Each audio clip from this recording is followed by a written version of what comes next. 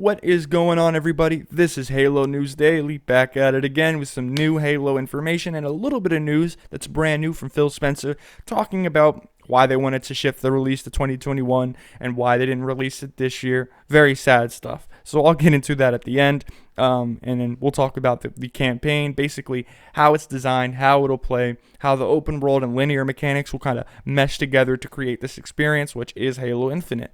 So to start off, right here we have the open world map, and it says Halo Infinite has a more open world. As seen in the gameplay reveal, Halo Infinite will have a more open world than past Halo games. The section we got to look at was several hours into the game, at which point it sounds like Master Chief can tackle various objectives, though 343 says there's still definitely a linear story to follow. Very, very interesting. What you saw in the demo that we showed, you have this map. There's this huge open section of the ring.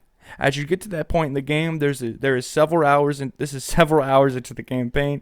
Then you have the ability to traverse that whole area and explore where you want to go on the ring. That's what we mean by open and explore different places that you can go to. There's definitely a sense of freedom that you haven't had in Halo before. You will get to choose your path there, but we also want to tell that story. So while you're doing that, we want to keep the story moving forward versus like a non-linear story or something like that. You'll be pulled. Very important. You'll be pulled to some of these locations as well, which means what you could say is story based. It's also what the franchise is about. I agree. We are really trying to make sure there are things for Chief to do that reinforce the heroism and hope he brings to humanity, and those are pretty strong draws around the world. 343 is also bringing the ring to life a little bit more with day and night cycles and wildlife running around the open areas. So, right off the bat, what do we grab from that? They're very much in control of this campaign and in control of the story of this game. And it's not like Fallout. It's not like Skyrim. You're not going to be able to change the direction of the campaign no matter what you do. So you're going to have side missions, assassination missions, rescue missions. Maybe you have to pick up a piece of materials. So you have to get a certain, like a slip space drive, something like that, to get out of there. But the linear story is still there, with Escharum and the Banished being your main focus, and gaining control of the ring. Not only that, but taking out the Banished as you progress through the story. We don't know anything about Cortana in this game at the moment. They have hinted at Cortana more than once in the trailers, and now they've kind of abandoned it. So the first half, so when the 2018 trailer dropped, we had a hint at Cortana. 2019 trailer dropped, we got a hint at Cortana. And now there's nothing that has to do with Cortana coming out in these trailers. No screenshots, nothing like that. So it's really interesting. I don't know if they just abandoned the whole Cortana thing. I doubt it. I think it's going to be kind of a in the background, similar to how it was in Halo 3 until the very end. So you might get flashes of Cortana as he did in Halo 5 and Halo 3, and then towards the end you might stumble across her, and after you're done fighting with the Banished, or maybe at the same time, maybe she's going to work with him. We still don't know who the Harbinger is, so that's another question. Maybe Cortana is the Harbinger. Maybe that's the name for her that they use, because in Shadows of Reach they had a name for her. The Apparition. Yeah, they called Cortana the Apparition. Spoiler alert, sorry about that. But yeah, the Banished called her the Apparition, and then the UNSC didn't even say her name. They don't say her name because merely saying it could bring her and draw her towards you. She is an artificial intelligence, and at this time she's in the domain. She's just super powerful, which is really interesting. I mean, it's not a boring way to go with the story. I'm really happy the way they went. But in terms of story with this game, all we know is it's Banished, Zeta Halo, Master Chief, Ring. Like, open world, linear, mixed together. That's it. We don't have any real details to the story and what's going to happen in it.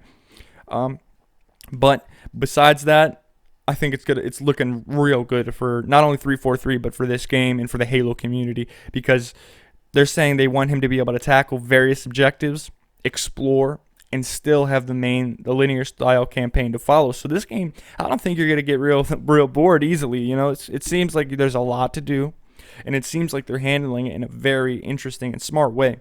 But besides that, I mean, that's really all we know. I just wanted to kind of wrap things up for you and give you guys an idea of what to expect. The day and night cycles are also really exciting. I mean, Imagine being walking through like a forest area, and all of a sudden you see a little red light, and it's a stalker brute, a brute stalker from Halo 3 ODST. I believe they were in Halo Reach as well.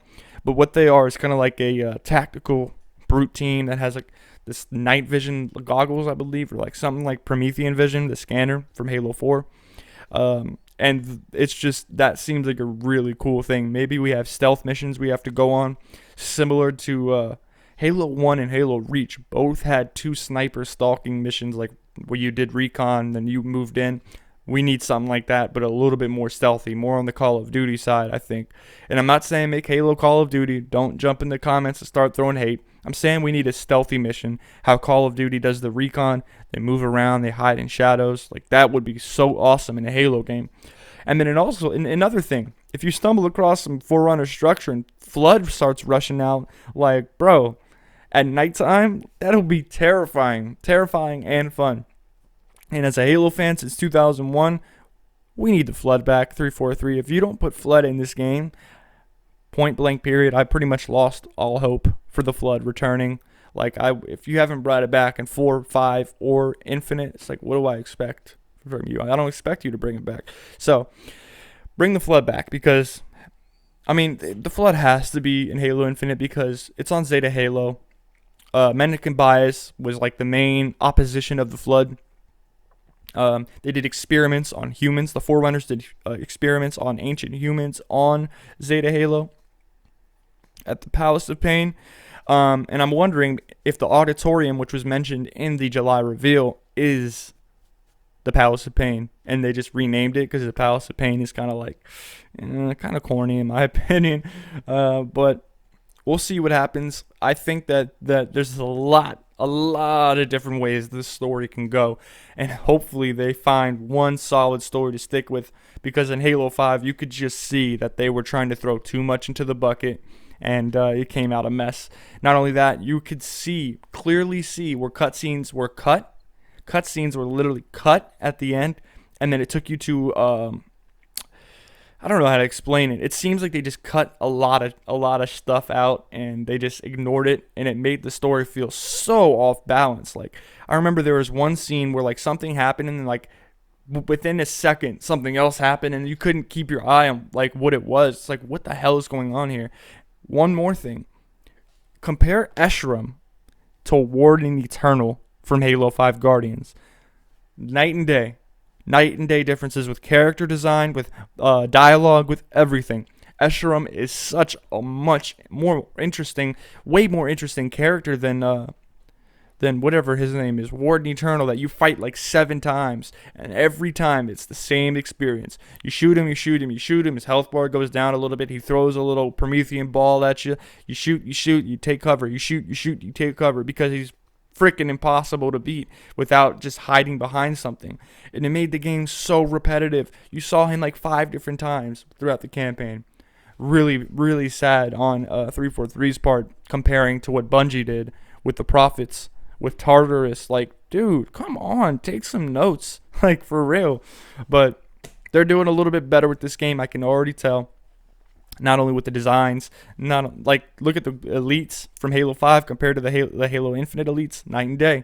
The brutes, okay, they need some work. Like, Craig needs some work, but I think they're going to handle that in this game. You know, I think they took into consideration, and they took in all the feedback from the July reveal. Said, listen, we're not ready to ship this game. The feedback was nowhere near positive, so we're going to, redesign some things. Character models, weapon models, details on guns, and some lighting and graphical issues that were all over the place. Now I'm just getting sad, but I think they've revitalized it in a way, and I think they're getting ready to show something. So hang on there. We have a little bit of information on the campaign. We're going to keep getting more. It's not like the information is going to be less and less as we progress over time. So just everyone wait around, and we'll probably get something. So besides this, we have some news from, what's his name, Phil Spencer, which says, let's see here. He's talking about why they decided not to launch it this year, and why we aren't seeing the game at all, really, in any sense or sort of fashion. So he says, Where is it? Where is it? Where is it? Where is it? Come on, man. Sometimes what hits the press or when certain things get announced internally have actually happened months before. Spencer says he admits that the game's delay so soon after the gameplay reveal was an unfortunate timing. It's not always accurate when these things line up. We did take the feedback coming out of the July showcase event seriously, both on the date and what people were expecting from the game, he continues. It was a miss on my part, to open our July showcase with Halo Infinite and a couple of weeks later have to move the date. Damn, this is terrible. I don't like this. I don't take the sentiment and the emotion of our fans and our customers lightly, Spencer continues. We set an expectation that here, this is something you're going to have at launch, and we have to change that expectation not too much after our showing. That's a mistake. And that's 100% why Chris Lee was fired. Just reading that, like you can tell.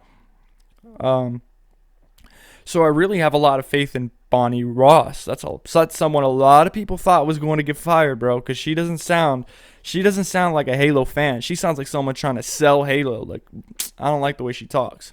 And the team that having Joe and Pierre join, I don't even know who that is. Oh, Joe Staten. Yeah, Joseph Staten. Okay. Which they did late in the summer. I feel good about where we are on that team, Spencer says, referring to Halo veterans Joseph Staten and Pierre Hintz. Oh, okay.